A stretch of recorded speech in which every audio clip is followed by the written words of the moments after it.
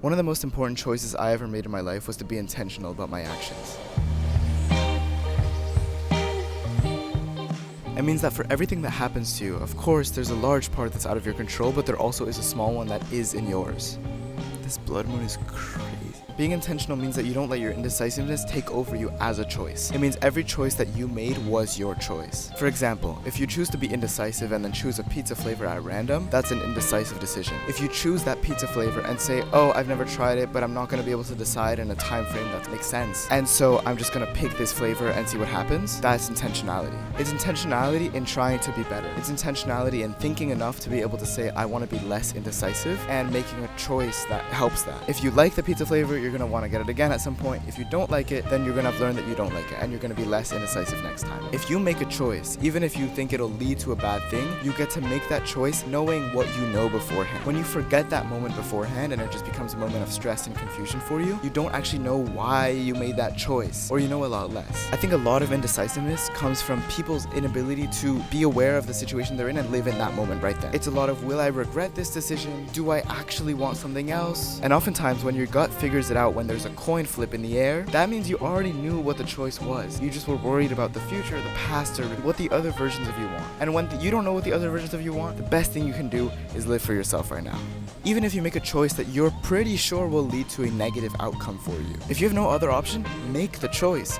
But make the choice, don't let it happen to you. Oftentimes a good way to start doing this is to stop using passive language about yourself. So instead of saying things happen to you, say I chose to do this and this happened then. Obviously there's still that second component of this happened, but it's true that things do have large components of factors that are outside of your control. The main point is that you're able to say that I chose this outcome because I didn't care enough about this other aspect, whether it's a good or a bad thing. I chose not to go to my friend's birthday party because I decided that we weren't close enough. And that's okay. Maybe it will offend them. Maybe you are wrong. Maybe you were close enough. Maybe you'll regret that. But you made that choice and you can own up to that mistake. It's so much easier to own up to mistakes when you made that choice. I would much rather deal with somebody's mistake when they made a choice that they won't make again because they were aware of what they were thinking when they made the choice, rather than somebody's indecisiveness costing them communication and not coming to my birthday party when I really wanted them to, and they don't even know why they made that choice at the end of the day. When things get stressful, rationality falters, and that doesn't work out well for you. And I guess the mantra that I've been using in the past few days is just that action is less regrettable than inaction. So if you're stuck between not doing something and doing something and there's no significant probable risks with doing the thing, do the thing. Do the thing.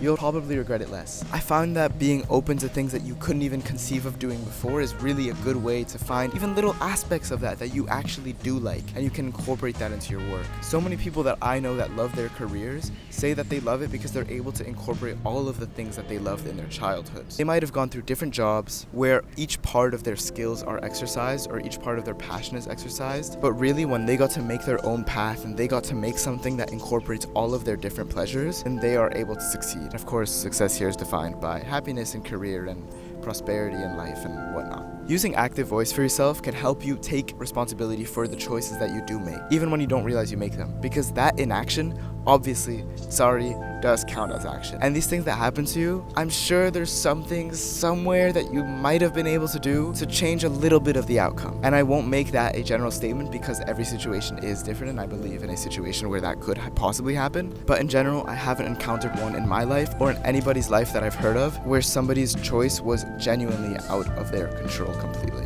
I think the more agency you claim over your life with this active language, with this conscientiousness, is going to actually grant you more power over your own life in the first place. When you are indecisive and other people have to make choices for you, you surrender your own authority to do that. And when you surrender your authority, you surrender your purpose, and when you surrender your purpose, you in part surrender your happiness. Obviously, it's a big extrapolation, but in general, the two are very intertwined. I just want to reiterate again that I love hearing from people when they tell me their honest thought process when they made a choice that was bad for me. When they made a choice, or it doesn't even have to be a big deal. It doesn't even have to affect me. It could just be like, why did you choose 2 mismatching socks today? They can say, Tyler the Creator is weird as hell, and that really inspired me to be weird today because I'm feeling like this is my style. Perfect, amazing, incredible. I think in that situation, the most common answer you might get is, I don't know, I felt like it today. I think thinking about our past and our histories, and I'm sure I'm gonna make a video about this, but building a story about yourself is kind of the best thing that you can do to explain your actions today. If you're able to think about all of the things in your life that went wrong and why you strayed to the sides that you do today, you have an advance in thinking of yourself and thinking of being conscious and being intentional. So much of social media doom scrolling today is just because we are not intentional about our time. Of course, it's hard to be intentional about our time. It's so hard. But just like everything, it's a muscle, and I think it's really underdeveloped in our current society. I would like to take a moment of gratitude. This video is sponsored by gratitude and the night sky and the heat that we get to take us away from the winter, to remind us that extremes are not helpful on either side of the weather spectrum. This beautiful blood moon that you've seen at least twice in this video. And for me personally, my AC that works in my room. I'm grateful for the slower days that I've just lived, and I'm grateful for the probably faster ones that I will live soon. I'm grateful for the people around me that show me that they love me.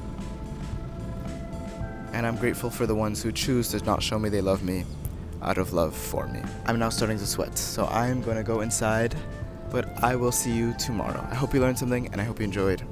Good night.